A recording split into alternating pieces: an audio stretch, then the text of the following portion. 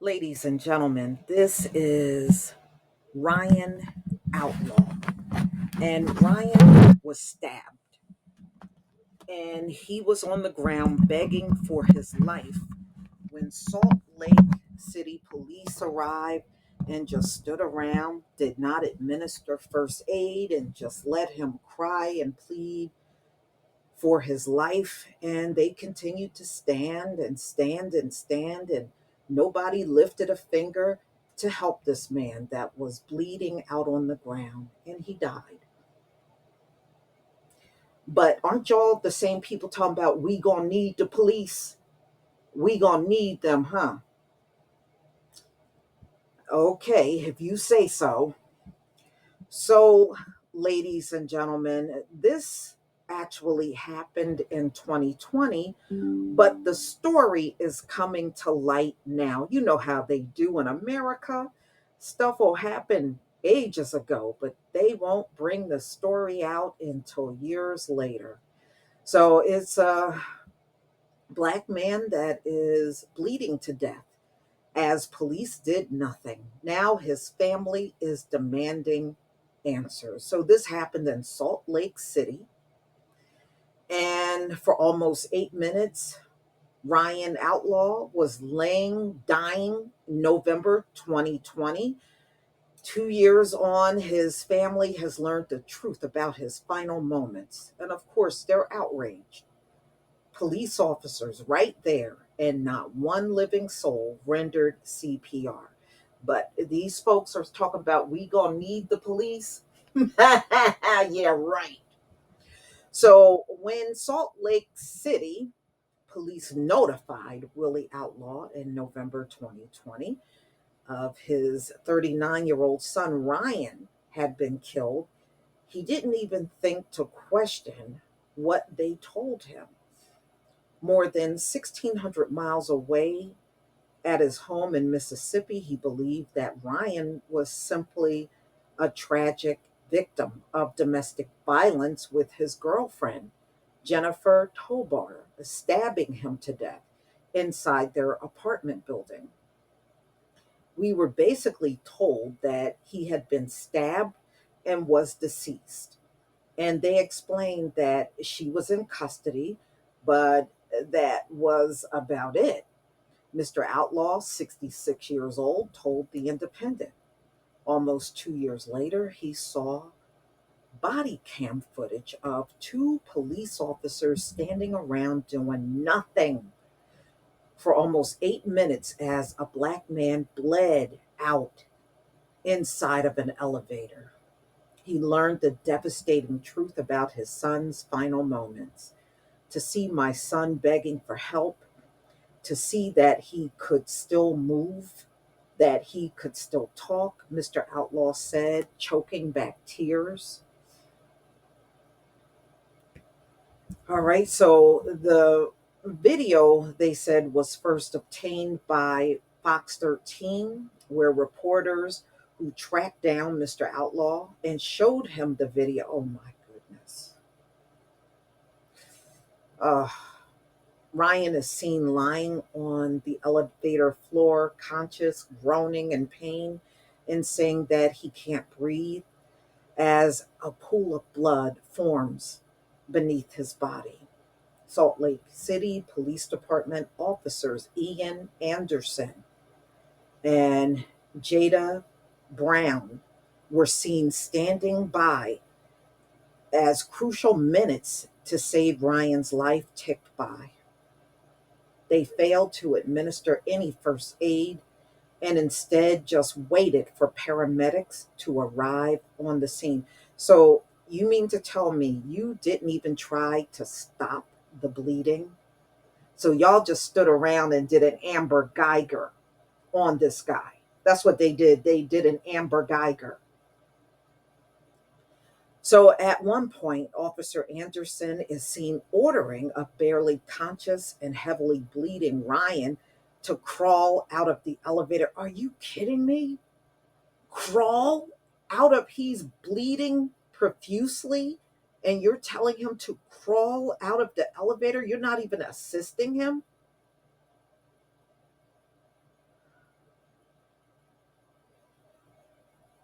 But, ladies and gentlemen, remember when people were saying defund the police, these folks, the same folks that are telling you to defund the FBI, were telling you, oh, no, no, we can't defund the police. Oh, no, we can't do that.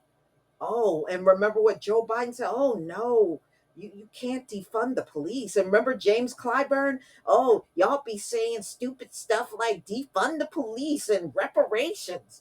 Yeah, that's some stupid stuff, James Clyburn. That's some stupid stuff.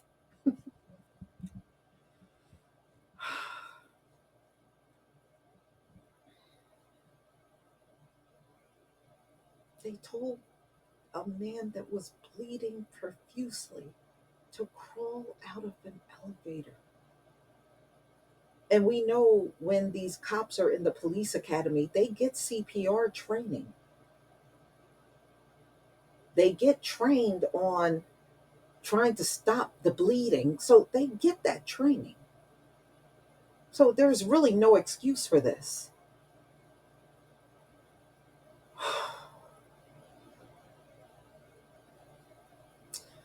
All right. So Salt Lake City police officers, we know, did absolutely nothing and told him, Officer Anderson, who should be ran out of town, not just fired, should be jailed, told him to crawl out of the elevator. He is then heard saying, what do you want me to do? How about doing your job? How about doing, let's start with that. How about doing your job?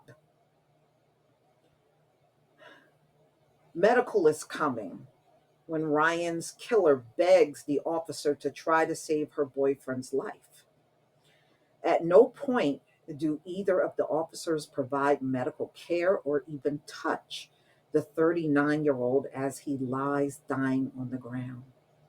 Ryan eventually got the medical help he needed when an ambulance arrived and took him to the hospital 8 minutes after the officers first arrived on the scene, and more than 30 minutes after the first 911 call was made by a neighbor who heard Ryan's screams in the hallway of the apartment building.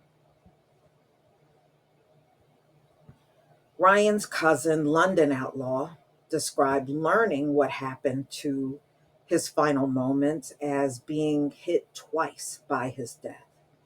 First, we're hit by this bulldozer, and then you are recovering and you do all these things to cope, and times go, just goes by, and you come to terms, and now it's like reliving his death all over again.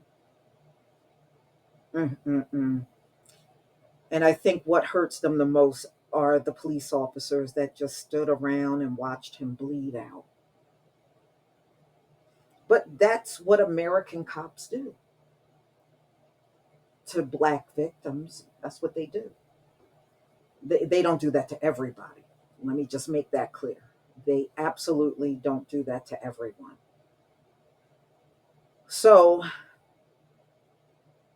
mm-mm-mm. Hearing Ryan's voice on the body camera video especially renewed that pain, she said. It was hard. I was going to watch and I looked at it.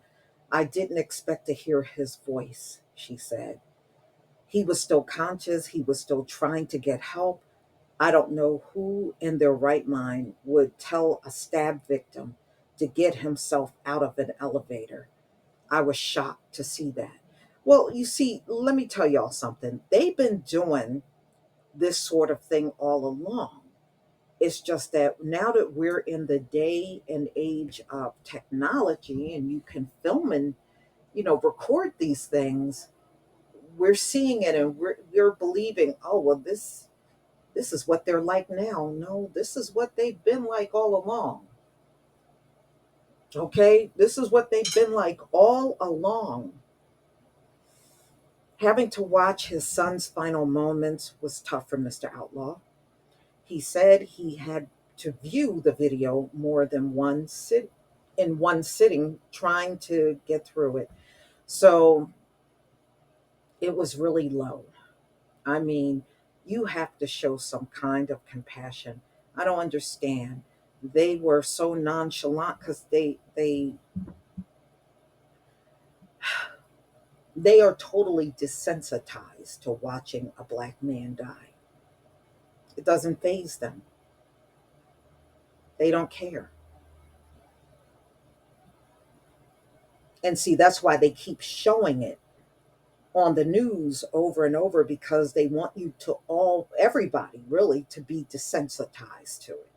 When you see a black man down on the ground dying, well, whatever. That's how they want you to react. So the more you see it, the more desensitized you become, and that's exactly what they want. So he's dying, he's begging for his life, he said, as well as the delay in administering aid to Ryan. Questions have also been raised around how long it took for emergency services to respond in the first place, and whether these delays and the officers' inaction could have cost Ryan his life. In total, 4 911 calls were made before police arrived at the scene of the fatal stabbing on the 13th of November 2020. SLCPD said the incident was initially reported as domestic, just occurred, because the first 911 call was at 5:56 p.m. and did not indicate that a stabbing had taken place.